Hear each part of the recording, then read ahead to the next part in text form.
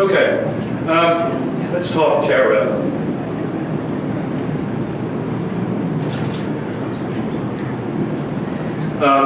Does anyone recognize this? Jane Seymour, yes. Jane Seymour may have been maybe the reason that I got so into tarot. Does anyone know the movie? Live and Let Die, right? After this movie, I happened to acquire the James Bond 007 tarot deck, okay? Which is worth a few $100s at this point. That's my copy right there. I still have it. That was my introduction to the tarot. Thank you very much, Jane Seymour. This deck is now known as the Tarot of the Witches for some reason. It has absolutely nothing to do with witches or witchcraft. But it's a beautiful deck with art by Fergus Hall. I didn't bring that because I really I really want to take care of this one, so I did bring that deck. But again, as Sue mentioned earlier, please feel free to look over the decks over here. And you could say it's a bit of an addiction now. Okay, I have about 60 decks. A lot of them are historic reproductions, really beautiful artwork. And this is just sort of the top shelf photo I took a couple of years ago. It's gotten considerably taller at this point. And books, I can't even count really the number of books that have on tarot and associated subjects like magic and things. This is a fellow named Gareth Knight. He's an occultist. He studied with Dion Fortune, who some of you may be familiar with, in the Servants of Light group. I love this quote, and I think this is very true. This is what I teach my students. You don't need to be clairvoyant. You don't need to be psychic. You don't need to have spirits hovering over your shoulder, whispering into your ear, really. What the tarot requires, and what it uses, is your active imagination, as Carl Jung describes it. And it's not fortune telling. I tell my students, this is not about telling fortunes, okay? It can be used for divination, it certainly is, but really, as Gareth Knight says, it's a way of evaluating the dynamics in any current situation, some of which may not be immediately available to the rational mind. It's a way of bypassing the rational mind and looking deeper into the psyche. He also says one can consult the tarot as an old friend. One can either take that advice, as you can with an old friend, or ignore that old friend's advice. However, as with the advice of any old friend, its value can only be discovered by experience. And it's with working with these cards, with these images, that one gets this experience. And you have to do it in good faith. If you sit down and do it as a lark, it just is not going to work as effectively. I'm losing my connection here. So. This is a great quote from Ralph Metzner. He's a consciousness researcher, did a lot of work with psychedelics. He says, like the Sphinx, an equally obscure image of equally mysterious origin. The tarot poses a riddle. What is the meaning? And we are forced to look within if we want to solve the riddle. And so it awakens us a little more to the unused treasures which lie buried within each and every one of us. How does tarot work? I'm not going to read this whole quote, just the little bit down here. It provides a blank Bible for personal philosophy. You don't need to believe in any sort of spiritual system. You don't need to be a pagan or a Wiccan or a Thelemite or a Christian. It can serve any purpose, okay? It is literally a blank Bible in which you can write and work with your own philosophy, whatever that might be. The definition of a tarot deck is the 22 trump cards, or the major arcana being secrets. And those are the cards you see in movies all the time, right? The death card, the chariot, the world, etc. It's also accompanied by 56 minor cards. In this deck, the Rider-Waite deck, all the minor cards are illustrated. That's a relatively modern invention. In the older decks, which we're going to look at, the cards just have symbols of the suit on it, like cups or swords. So they're known as pip cards, okay? You just have the symbols on those cards, not pictures. And almost all modern tarot decks following the Rider-Waite, the minor cards are illustrated as well. So it's 78 cards altogether that compose the tarot deck. So let's look at some history, and I want to preface this by saying this is the history as I originally learned it. I was told that tarot comes from the Egyptian for royal road.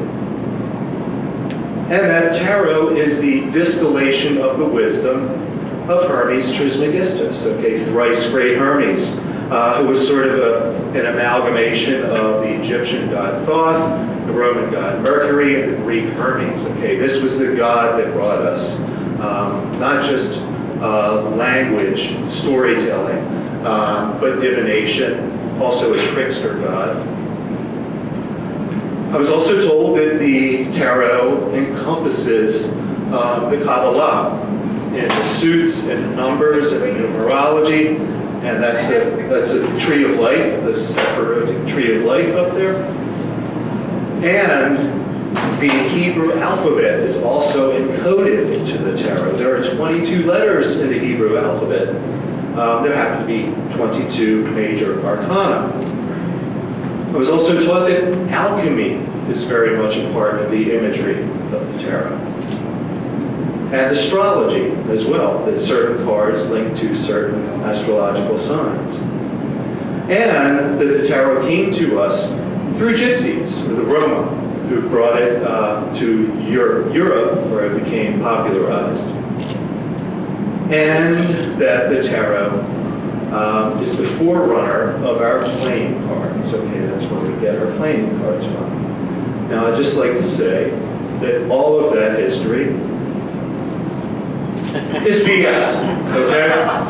And I love that when this slide comes up in my classes, because students have been furiously scribbling notes down. They're like, oh, you're kidding me.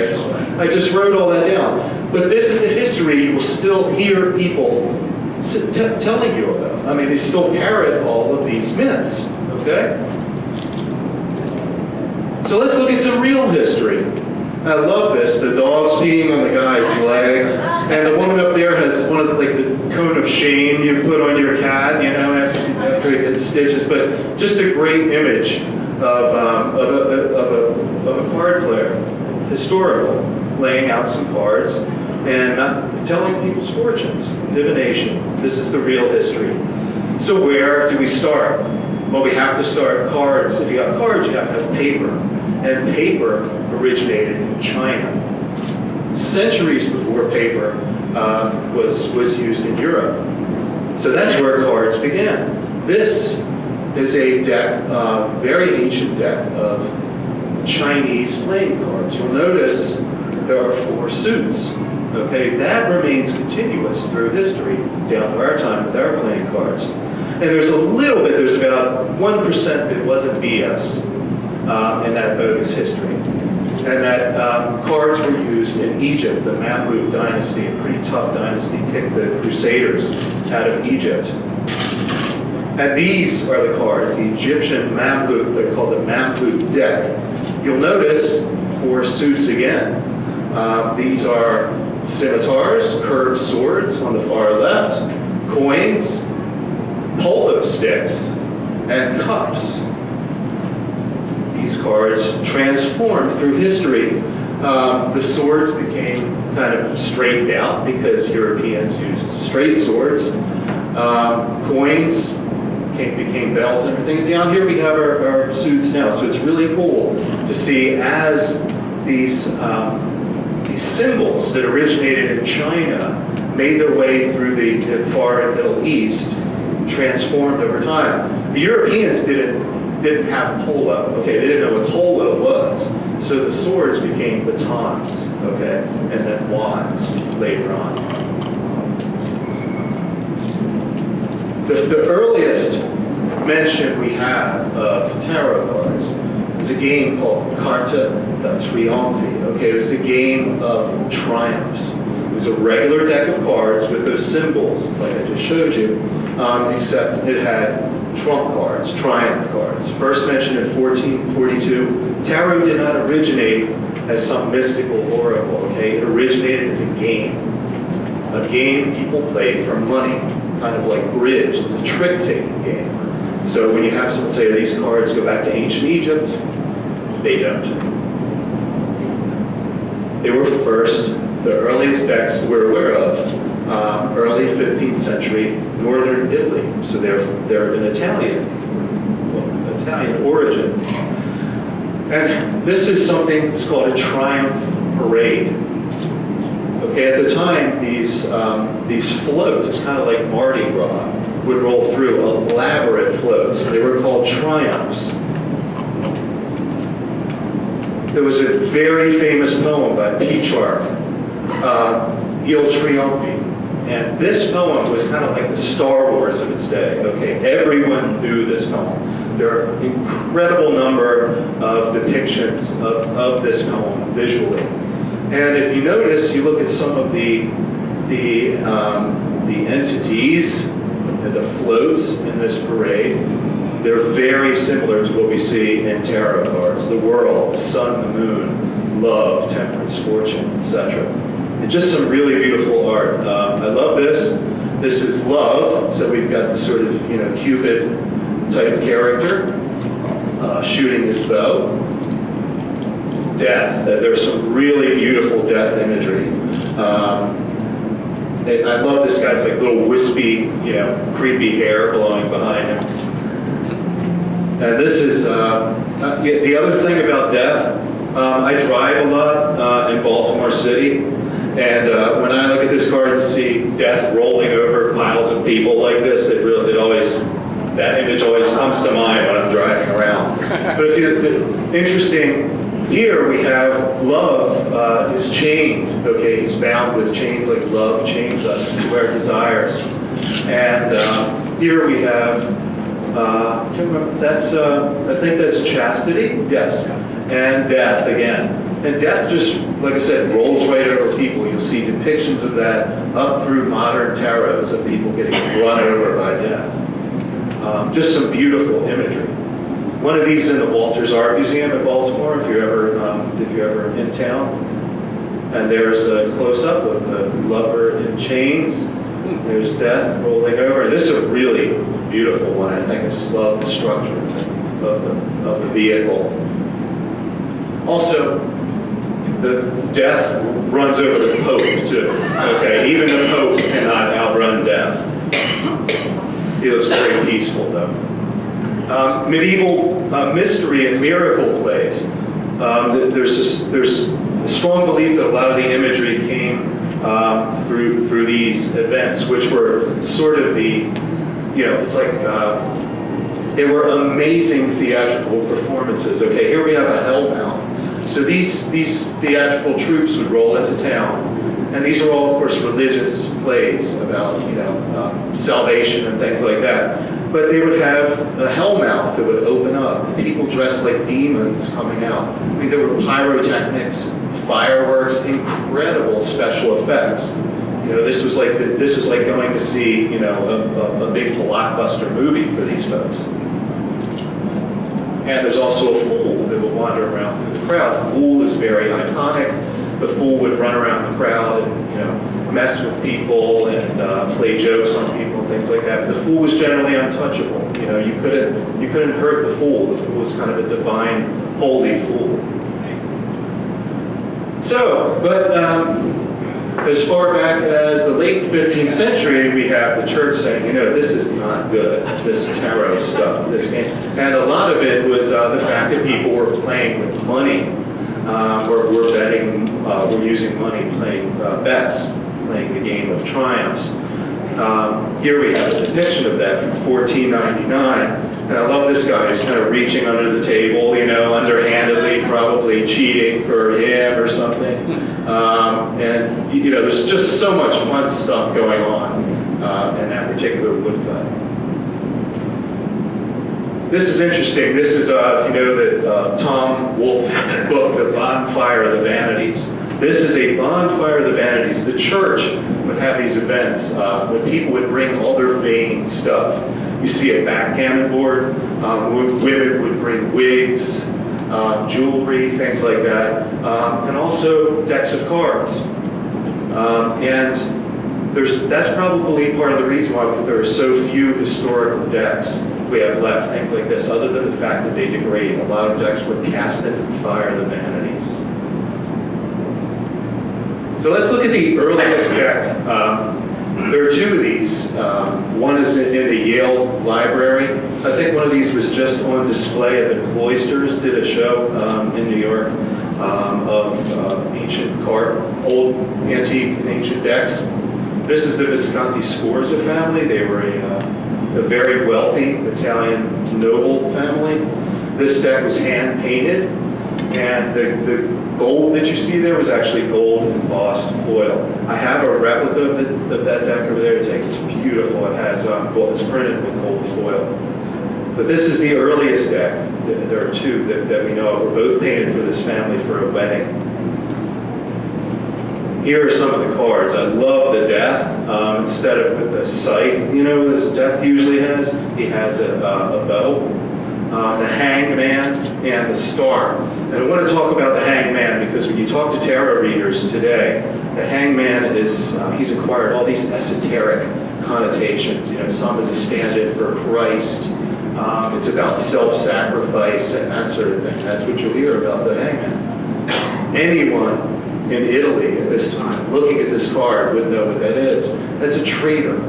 That's how traitors were hanged, by one foot. So the iconography of this card, you know, isn't someone who, you know, gave themselves up to be hanged by their foot. It's actually it would depict the depiction of the torture of a traitor.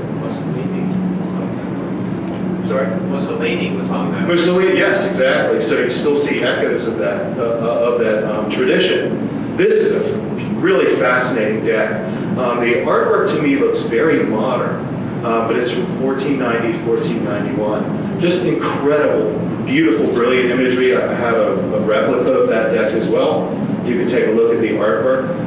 It's the first deck that was fully illustrated, those minor cards, instead of just 2 cups or 3 swords. It actually had pictures and images on it. It's really startlingly beautiful, startlingly modern piece of artwork. And there is that's the 3 of Swords, piercing a heart. If you're familiar with the Rider-Waite deck, you see a direct representation of this card in that. This is the 6 of coins. It's a craftsman hammering away. But really the deck that solidified what we know as the tarot tradition is the Tarot of Marseille. Because the decks were printed in Marseille, because they had printing workshops. These were done on wood blocks. The colors were done with stencils. This standardized the numerical sequence of the trumps. Okay, so we have the Fool, which is usually unnumbered, the Magician, the Papess, all the way up to the World card. There's 22 cards. The Marseille is where that sequence became solidified. So this is really the tarot that kind of put all the pieces together. It's the basis of nearly all modern tarots. And Marseille was a huge production center. This is like a workshop. And you can see the people, you know, doing the prints, doing the wood blocks, you know, probably some children at work because they didn't have the labor laws that we have today. So Marseille really became a major exporter of decks throughout Europe. And here are a couple of cards from a replica, a facsimile reproduction deck that I have. That is the House of God, which is now known as the Tower, being struck by some weird lightning that looks like a feather duster, and 2 people falling out. And the moon card, the iconography of the moon card has stayed pretty much the same to the present. This weird little lobster or crayfish thing out in the water, 2 dogs or a dog and a wolf howling at the moon, and 2 sort of towers in the background there. So cartomancy, using the cards for purposes other than a game. When did that begin? Anybody have a guess? The first mention of the tarot, not just playing cards, being used for divination, was 1750. So all those myths about people using the cards in ancient Egypt and stuff like that, not true. However, there are hints that it might have been used earlier, used for divination earlier. There's an Italian sonnet from 1527 where they talk about using the cards to match people's personality. You know, it's very likely these are pretty, you know, provocative images that people use them for other purposes, but the actual historic mention of this use is in 1750. And that began, basically, we can thank esoterically inclined Freemasons for the fact that we use cards for spiritual or divinatory purposes. This was Antoine Court de Gébelin. He was a Protestant pastor, but also a Freemason and a Martinist, which is a spiritual group that kind of descended from Freemasonry. He saw a countess playing a card game, which he saw her playing tarot, and he looked at the cards and said, "Oh my God, what is this?" The esoteric symbols on the cards, he said, "These are such incredibly profound, deep, spiritual images. They had to come from," anybody want to guess? That's right, ancient Egypt. So this is where that idea began. Okay, he wrote Le Monde Primitif, an analysis and comparison of the ancient world with the modern world. You know, we didn't have this sort of scholarship that we have now, so almost all of this was just completely made up. He's the first to say, aha, there's 22 letters in the Hebrew alphabet. There are 22 trump cards. Therefore, the trump cards are linked to the individual letters in the Hebrew alphabet. Wow. Another French mystic and occultist was Jean-Baptiste Alliette, who wrote under his pen name Atea, which if you look, it's his last name spelled backwards. He was a mystic and an occultist. First, he wrote a book about how to read playing cards. People were using playing cards to tell fortunes and things like they still do. But then he wrote another one about the tarot. He coined the term cartomancy, or cartomancy, which is using the tarot as a divinatory tool. One of his teachers told him about the tarot, and she said, "These cards were the key to all the secret wisdom of the ancients," right? And where did all that wisdom come from? The Rosetta Stone had not yet been found, and so the hieroglyphs were open to interpretation, and there were an incredible number of interpretations. So he printed his discoveries in his book and said that the tarot is actually the ancient Egyptian book of thought. And he said the book of thought had been engraved on plates of gold by 17 Hermetic priests of thought after the Great Flood. Okay, the idea being that these images were put on cards, and people still say this because they could sort of carry the secret wisdom down right in front of everyone's face, right? So they're just pictures on the cards, but no, they're actually the ancient wisdom. Tarot decks were difficult to find, so Atea made his own tarot deck. He made some interesting changes to it. Let's see, yes, hieroglyphics. In going with his idea that the cards were from ancient Egypt, he changed the iconography to Egyptian, and also magical too. You can tell he was an occultist with this little circle here and the magical implements and everything. Really interesting deck. He kept some of the iconography, like the Wheel of Fortune, you see here, and the Judgment card, but he also added some strange ones like plants. There are a few odd cards in this deck that Atea added.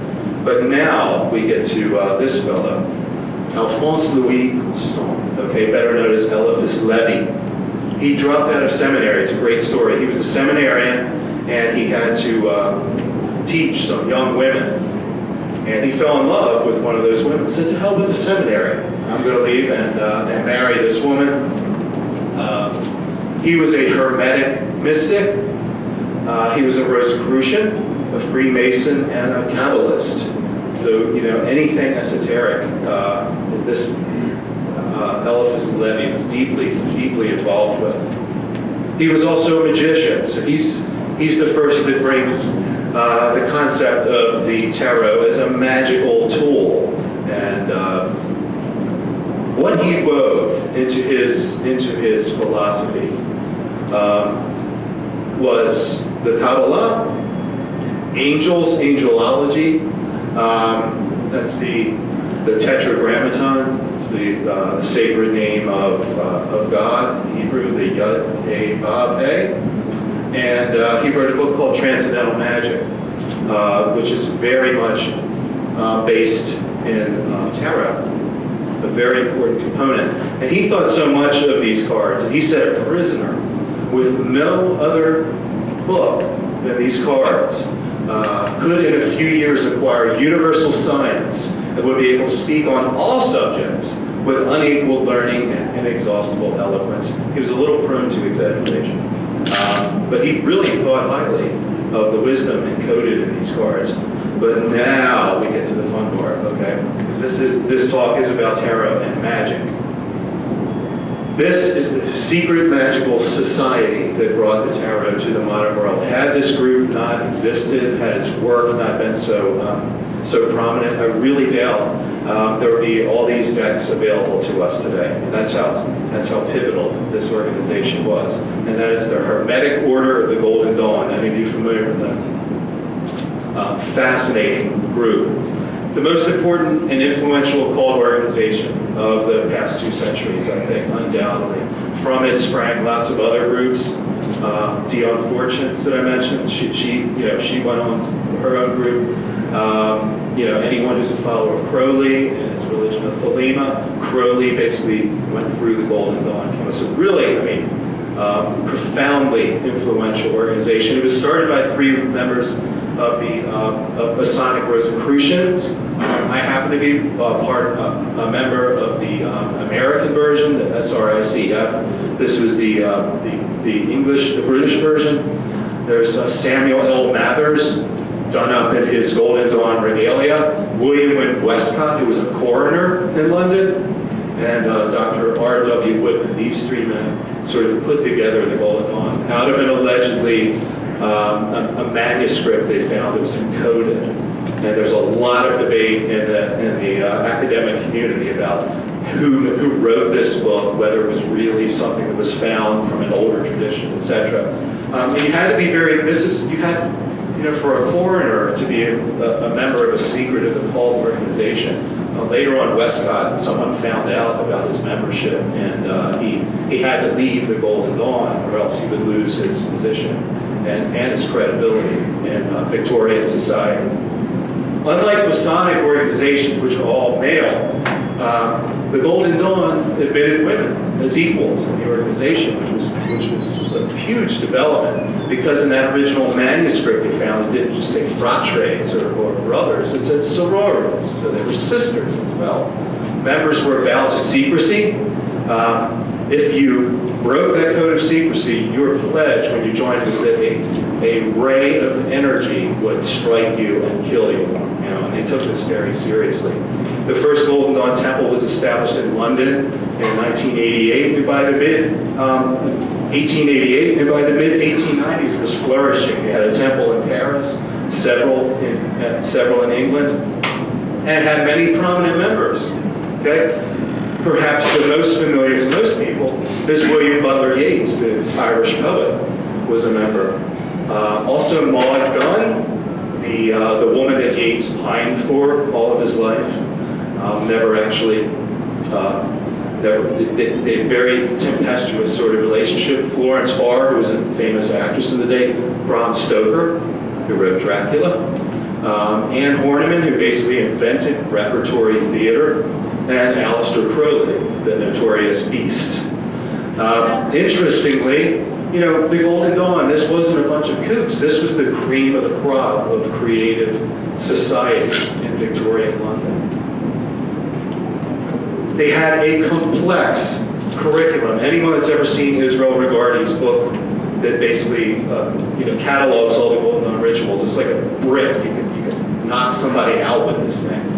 And that's because they combined all of these elements into a sort of philosophy that was really had a lot of congruence. A lot of people still use the Golden Dawn system today. Many more than ever used it back in the day when it was being developed. It was all this stuff: Kabbalah, astrology, alchemy, ceremonial magic, meditation, and visualization. They pretty much pioneered what's now known as path working. If you go to New Age workshops, very common thing. Psychic development, scrying, looking into a dark mirror or glass. And they had a really special emphasis on tarot. It was one of the cornerstones of their system. This is a drawing from William Butler Yeats' Golden Dawn notebook. As a member, you had to copy a master copy of the tarot with all the Golden Dawn symbolism encoded in it and create your own deck. This is Yeats' notebook. You can see there's a great exhibit of this in an Irish museum you can find online. What they worked with was called the Hermetic Kabbalah. Okay, that's the tree of life. Many of you are familiar with the Kabbalistic tree of life. But what they did, they mapped the numeral cards to the individual sephira, and there just happened to be 22 paths in this diagram. So they mapped the cards to these paths, and part of their system was psychically working your way up the tree of life, using the tarot imagery as sort of guide stones. Really dense. This can hurt your head if you really try to understand this. I've spent many years working with this system, trying to figure it out, and it still gives me a headache when I think back on it. But one of the techniques that the Golden Dawn used, this is a modern deck. It's based on the Golden Dawn imagery by the Ciceros, who are probably the preeminent Golden Dawn practitioners and writers. And what they would do was they'd take this card, any card, okay, and they would gaze at the card and feel themselves moving into the card, into the symbolism, right? And there's an exercise where you meditate on the card, you feel yourself being drawn into the card, and you step into the card. It's a very important practice. However, like if any of you have studied occult groups and organizations, whenever you have a leader, a very charismatic, dogmatic sort of leader, it tends to destruct, okay? And the Golden Dawn fell apart in all sorts of recrimination, accusations. At one point, McGregor Mathers, who was sort of the guru of the group, took some dried peas and baptized them in the name of William Butler Yeats and all those he thought was subverting them, and put them in a colander and shook them, to curse them. So it really fell apart. Aleister Crowley also played a big role in the destruction of the Golden Dawn. He was such a wild character. Some of his sexual proclivities they didn't like.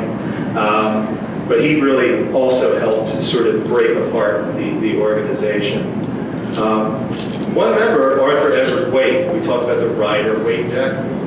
Waite was a Freemason. He was also a Roman Catholic. So as a member of the Golden Dawn, he started getting, the heebie-jeebies from all the magical stuff, especially when they started talking about god forms and pagan gods and things like that. So he decided when it fell apart, he's going to start the rectified order, because when your occult order falls apart, you have to start, the 2.0 version of your occult order, and there are several that have sprung out of this. So his was the independent rectified order of the Golden Dawn. It had a more Christian emphasis. You can see that in the Rider-Waite deck. There's a lot of specifically very overt Christian imagery. He wanted to design a tarot deck, but he didn't have any artistic ability at all. So he met a woman called Miss Pamela Coleman Smith, who had also been a member of the Golden Dawn. And this is where we really meet what I consider the hero of this particular story. Pamela Coleman Smith was known as Pixie. She was born in 1878 in London. She was an artist and illustrator. She made these little theatrical sets, really cool, like miniature theatrical sets. A storyteller. She worked on costumes and stage design. When we look at the Rider-Waite imagery, you can see that she was very much influenced by Shakespearean plays and art and stage. The stage. She collaborated with William Butler Yeats. He was the one who brought her into the Golden Dawn. Interestingly, from a Fortean sense, she was a natural clairvoyant, and she was also a synesthete. You know how some people, they could listen to music and see colors and things like that, but she didn't. That wasn't her form of synesthesia. She would listen to music and she would actually see scenes flowing through her head, and she would illustrate them. This is what she saw when she was listening to Schumann's overture. Not pictures of the musical theme, she said, not notes dancing around. Okay, but she would see people and scenes, situations, things like that. She would paint them. This is a really beautiful image of hers I found. Really shows her magical bent. She's sort of got her arms open in a gesture, floating in a cloud, standing before the sun as these rays of energy pour down on her. Just a lovely image. So they collaborated and created what we know as the Rider-Waite deck. A lot of tarot aficionados now call it the Rider-Waite Smith or the Smith-Waite, because they want to get her name in there. It was first published in 1909, so this is the 20th century deck. It's the first non-continental deck. Before this, if you wanted to use tarot cards, you had to get them from Europe, mostly of the Marseille variety that I showed you earlier. It's the best-selling tarot in the world. So when I teach my students, it's very easy to read because there are scenes on every card. She drew from lots of sources: Shakespeare, the Golden Dawn, the town from which she lived. There's some really great scholarship now that Marcus Katz, who is a tarot, he runs a group called Tarot Professionals on Facebook. He's written a lot about the tarot. He wrote a book about the secret history of the Rider-Waite deck, and they went through the town where Pamela lived and took pictures of buildings and things like that. You can see directly where the cards came from. She drew imagery directly from that Solabusca tarot I showed you earlier. This is an exact, duplicate that she pulled off, that she copied, essentially, changed some elements and everything, because the Solabusca deck at the time had just gone on display in the British Museum. So, coincidentally, she had a beautiful deck, beautiful imagery to work from. And there's another example of where she just basically took imagery directly from the Solabusca. Same with the Queen of Cups, this kind of weird, elaborate amphora sort of cup. It looks like she's in a wheelchair too. It's a strange image. And another with the Eight of Pentacles. She also talked a lot about fairies and things. She saw fairies, okay? This is an article I discovered in the archives. I was doing some research at Hopkins and found this article about her. And she talks about seeing fairies and depicting them and things like that. The Minor Arcana, let's look at the cards themselves, okay? We got 4 suits, that's remained intact. Cups, wands, that used to be the polo sticks, swords and coins, which they, Arthur Waite and Pamela changed to pentacles because they had a more magical sounding thing. A lot of people associate those 4 suits with the elements. This came directly from Levy, the Golden Dawn. Cups with water, obviously. Swords with air. Coins with earth. And wands with fire.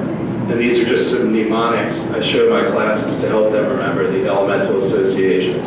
Also, the cups were associated with clergy. You think of the priest holding up the Eucharistic chalice. Wands associated with peasants, people working the land with sticks. Swords with nobility, and coins were associated with the merchant class. Again, this is all modern stuff, not what was intended originally in the tarot. Let's look at some of the, I'm going to wrap this up pretty soon, but I want to take a quick look at some of the some of the imagery of the Rider-Waite. There's the magician. Now, the magician in the Marseille decks and the older decks was just a street magician, okay? But here he's transformed fully into a ceremonial magician with all of his magical tools representing the 4 elements on an altar before him. So this is where we get all this esoteric overlay on this imagery. And there's just an old depiction of a magician doing tricks.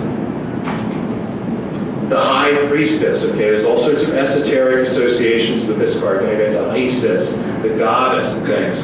But you know what she was? She was the papess, the female pope, all right?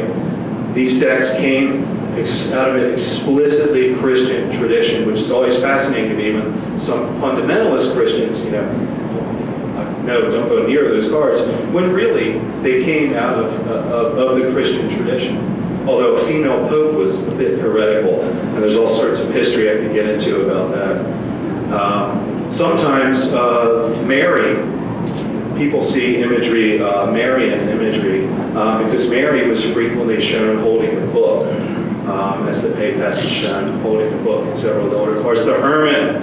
Okay, how many people I know there's, I know one way a lot of people know this image, but this is the hermit as in the Marseille deck, and then the hermit in the Rider-Waite.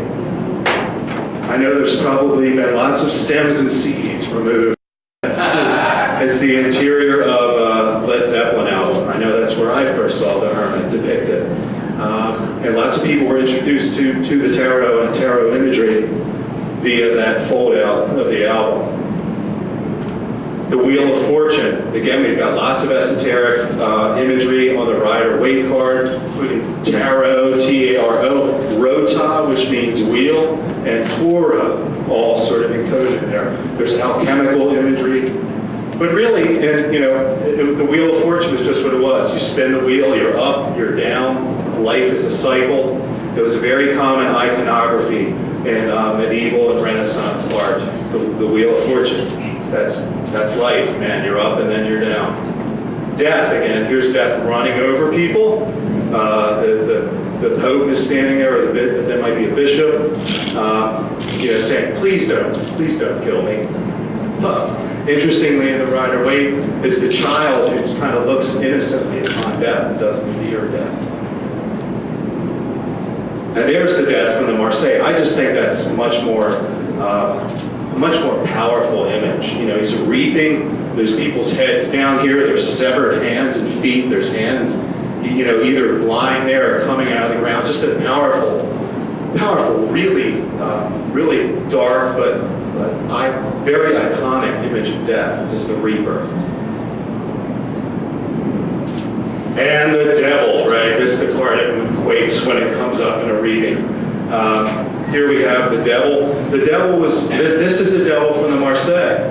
Interestingly, very different, okay? First of all, he's a hermaphrodite, his breast, but also, his junk is hanging out as well.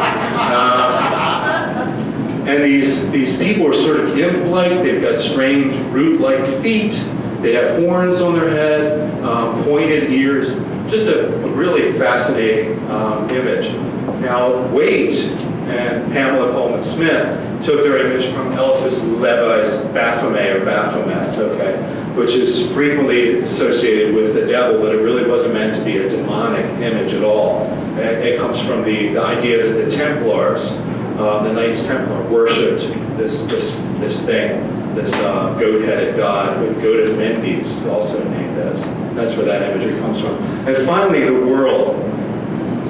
A beautiful card that, again, hasn't changed much over the years, okay?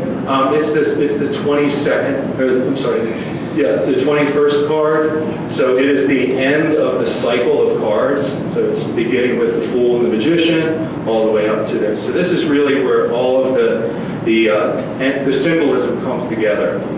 The Tetramorph is what's depicted around the edges. It's the 4 evangelists in their animal forms. Okay, so you can see that. And here we have Matthew as an angel, John as an eagle, Mark as a lion, and Luke as a lamb. And these are all this stuff was, people understood this imagery back then. we have to decipher it now. This is very common imagery in the deck. The shit of Ezekiel. Yeah, Ezekiel as well, yes, and in the book of Revelation as well. So, but here we do find what I think is some sacred geometry encoded, even in the original card, the Vesica Piscis and the Mandorla. Right here we see an image from the church of an angel, I believe it might be, or a saint, inside the Mandorla that we see there. And Waite called this card the rapture of the universe, when it understands itself in God. So let's look at magic real quick before I wrap things up. As I mentioned, Aleister Crowley came through the Golden Dawn. He had the revelation of his own, which resulted in the religion of Thelema. People that followed Crowley called themselves Thelemites. And he designed his own deck with this woman, Lady Frida Harris. It's a really beautiful deck, very modern in its style. This was, here was this, I thought I had that on there. Early 1900s, but just gorgeous. I mean, psychedelic imagery. It kind of predates the psychedelic 60s imagery. Really bold colors. It always reminds me of like a peyote button. And knowing Crowley, it very possibly was. The death card, it's all based on, she had a philosophy, it's a geometrical style of art. It's very much based on a particular form of projective geometry, I think it's called. So you get some really wild, really bold designs in this deck. And Crowley had a bit of a lecherous side. As you could probably tell, his devil card has a bit to do with sex. You'll notice that these are sort of unformed people in the testes down here. The goat, there's the goat of Mendes again. The goat's often associated with the devil and the demonic. If any of you saw the movie The Witch, Black Phillip, the goat, and there I was thinking of him now. This is funny. I posted this on Facebook and called it the Trump Tower. Okay, it's a Trump card, it's a tower. You can come to your own conclusions about the imagery on that one. So let's look at modern magic in the tarot, some interesting developments. This book is called The Inner Guide Meditation. And I highly recommend it if you're into the tarot, if you work with the tarot. It's basically a self-guided meditation. It incorporates the Jungian creative imagination, tarot archetypes, and astrology. And you work your way through the tarot archetypes through this inner meditative process. Extremely influential, a powerful system to get to know the cards. The British Journal of Analytical Psychology, there was a review of this book, they said, I experimented with cautious skepticism and was agreeably surprised to find that the technique worked. A very British way of saying, wow, man, that was incredible. There are even entire magical systems built on the tarot. This is Donald Tyson, who's written several books on magic. I mean, he says you can create a national temple, you can build an altar, cast a magical circle, manipulate and bind elemental forces, communicate with other people and with spirits, etc. All the things you could do in magical systems, he says you could do strictly with working through the tarot, and that's his book on his system. Alchemy and tarot. Rosemary, I believe, had something to do with this deck. She had it out displayed yesterday. I have it over here. It's beautiful artwork based on alchemical imagery and alchemical ideas by Robert Place. Gorgeous. This is one of the only modern decks that I do readings with. It works extremely well, and just absolutely gorgeous imagery. This is the Zoltun Mayan Tarot, also kind of collectible nowadays. I have that over there as well. It incorporates Mayan iconography. There's the Sun card and the Death card. This is a voodoo deck. There's a New Orleans voodoo deck. So again, with some really interesting imagery. There's, of course, there are Wiccan and witchy tarots, pretty much any spiritual system you can think of. And of course, there are also kind of goofy tarots, and we'll look at some of them. But what I love to see is a Fortean tarot. If anybody can work with me on putting that together, man, would I love to do that. I had to put the nod to Fate magazine. I could just see Charles Fort as the magician, you know, or maybe the hermit, all his time spent in the library. But I would love to see a Fortean tarot.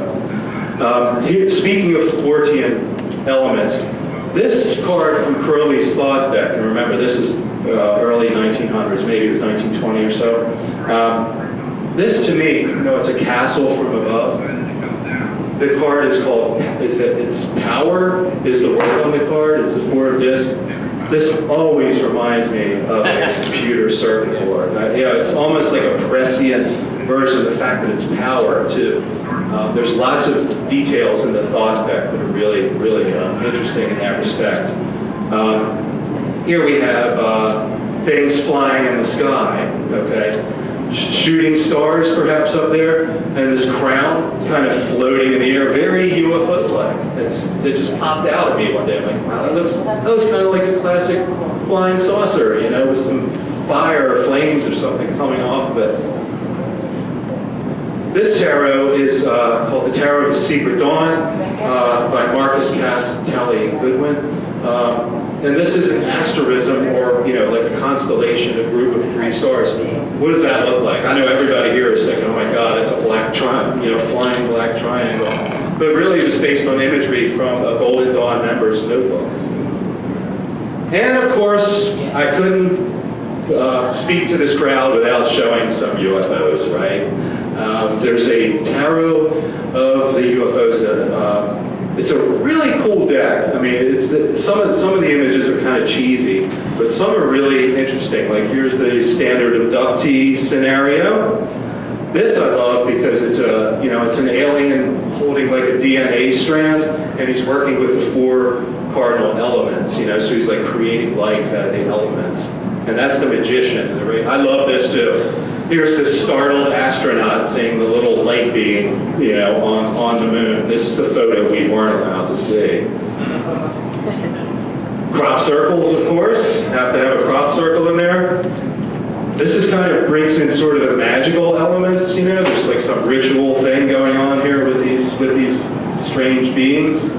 And of course, you can't talk about aliens without talking about ancient aliens. So there's an ancient alien card in this deck too. And I'll close with this quote by Alejandro Jodorowsky, who is a cult filmmaker. He made an amazing film, The Holy Mountain.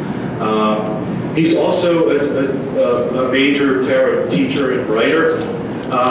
He says to comprehend the arcana, we have to enter inside it, kind of like that Golden Dawn meditation where they're moving into the card. And he says, better yet, we should allow ourselves to be possessed by that. Just really interesting quote.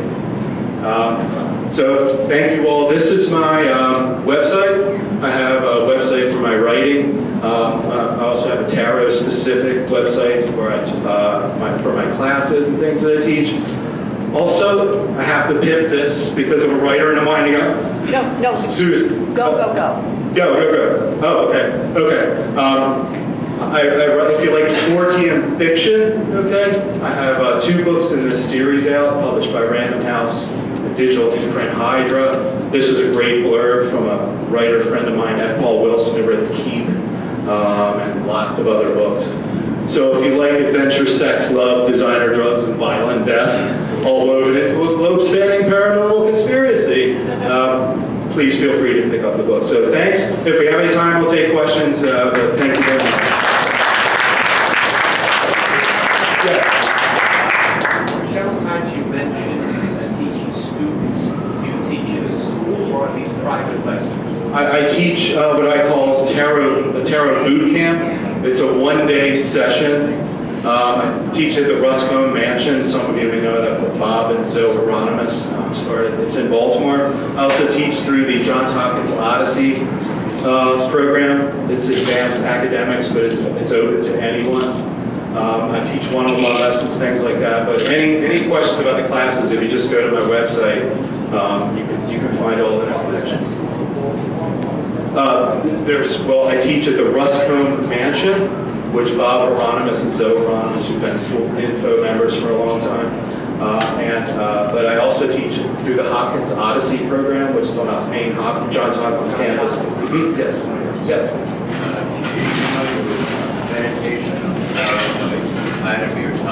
Yes, yes. Also known as Anonymous, but yes, his name.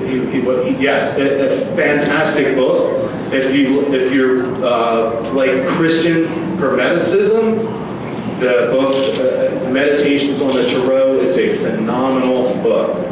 Very much from a Christian perspective, but a Christian Hermetic perspective. So it's a fascinating book. I highly recommend it. One of my favorites. Thank you. Yes. Have you seen this more modern decks? It's sort of more some ways to herself, so I think it's really sensitive. But she uses photographs of movie stars.